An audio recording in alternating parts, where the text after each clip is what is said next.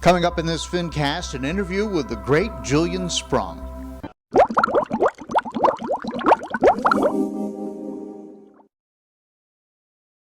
So definitely when I put ChemiPure in the system, I saw a greater water clarity. For sure. Definitely the water got very, very crystal clear.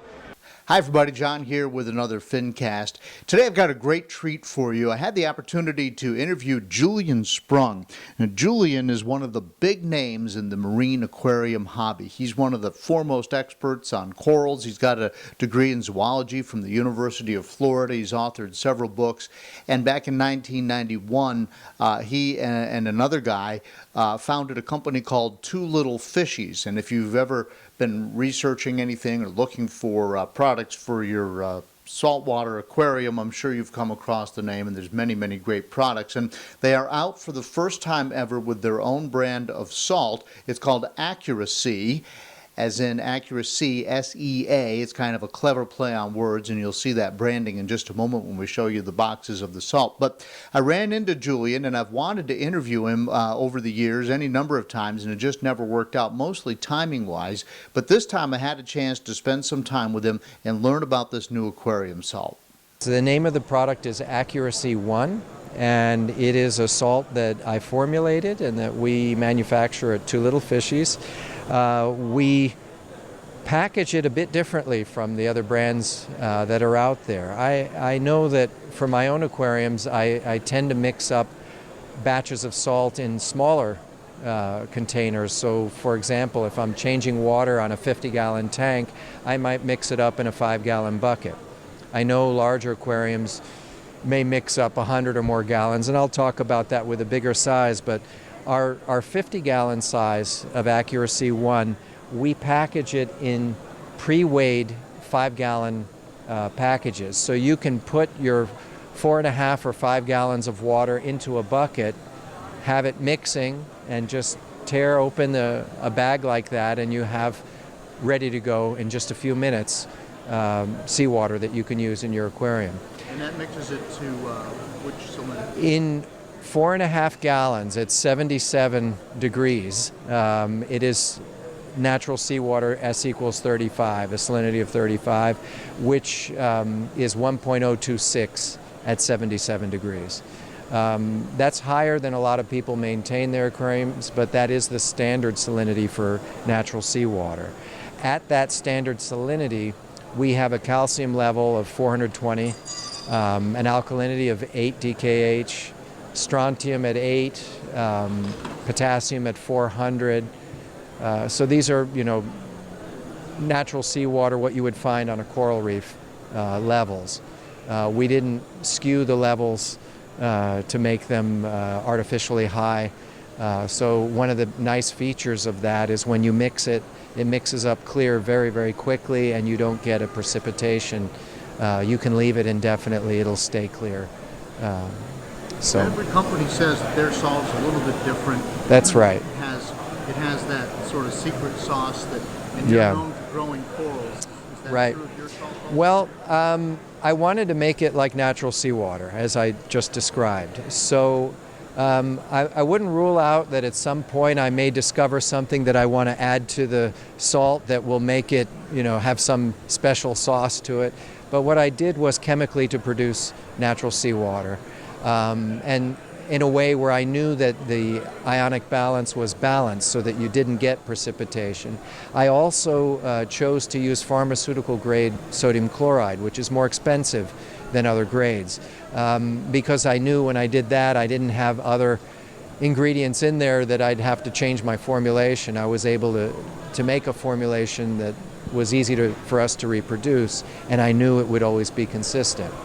That also gives you a product where you don't get anything foaming when you're mixing it. There's no unknown dirt in the mix. So that distinguishes the product as well. The packaging was a key thing too. Most salts are either sold in a bucket or in a larger bulk bag.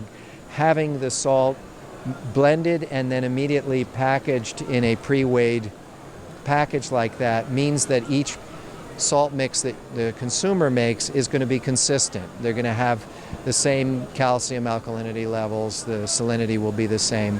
When you're scooping it out of a bucket, each scoop may not be equal because there's settling and segregation of the components that happens in shipping. We do make a larger size package, which is 50-gallon bags. We put 4 of them in this box.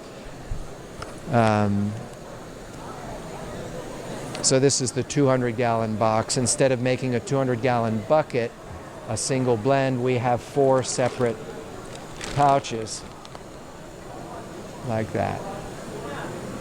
So for the consumer with a larger aquarium, if they've got a 50-gallon bucket or like a Rubbermaid container, or maybe they've got 100 or 150-gallon, it's simply 1, 2, or 3 bags. 200 gallons, you use all 4 of them.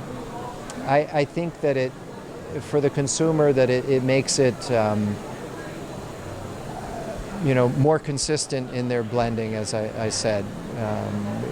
Just as we wanted to be consistent in the way we produce the product with a pharmaceutical grade salt, I wanted to go all the way to the actual use in the consumer to make sure that when they mix up a batch of our seawater, that they use the entire contents of a pouch.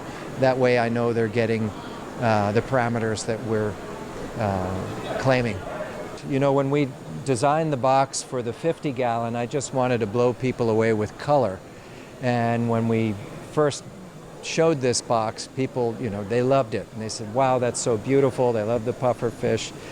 And then when we needed to create a box for the 200-gallon size, I wanted to do something totally different. First of all, to do this in color isn't really possible because of the type of printer that is required for this size of a box. So I knew I was going to do black and white. And then I had the idea, I want to give back to the industry. I'd like to highlight what's being done in aquaculture. And I'd noticed that a lot of recently aquacultured fish happen to be black and white. So I thought, okay, let me do a graphic design on those. They're, without color, a black and white fish looks almost the same as it does in color. So in any case, what you see here are a number of different fish that are currently available, recently aquacultured. One exception is this unusual octopus that looks like some of these other fish. And I wanted to, as I said, give back. So a portion of the proceeds of sale of the profits of this size, the 200-gallon AccuraSea one, we give to support Rising Tide, who that organization itself promotes aquaculture. They're a nonprofit organization. You can look them up online. I'll put more information about Julian and about the AccuraSea salt with the description of this video down below. But give me I'm kind of interested in what people think. There's so many people out there who use different salts, and it's almost like its own little niche religion within the aquarium hobby. Do you have a salt that works best for you? Is this something that maybe you would consider? Does the packaging matter to you? I think that the packaging that Julian is onto really is convenient. I happen to be one of those people who mixes salt in the 5-gallon buckets, and so having that little packet pre-done is going to save me a lot of time and energy and a lot of dipping and so forth. So that's something that appeals to me right there at that level. But I'm just curious what you think. So leave your comments in the comment section down below. Please, if you haven't already, subscribe to Fincasters, and you can also find Fincasters on Facebook and on Instagram. Just search for Fincasters. That's all for this time, and I'll see you in the next Fincast.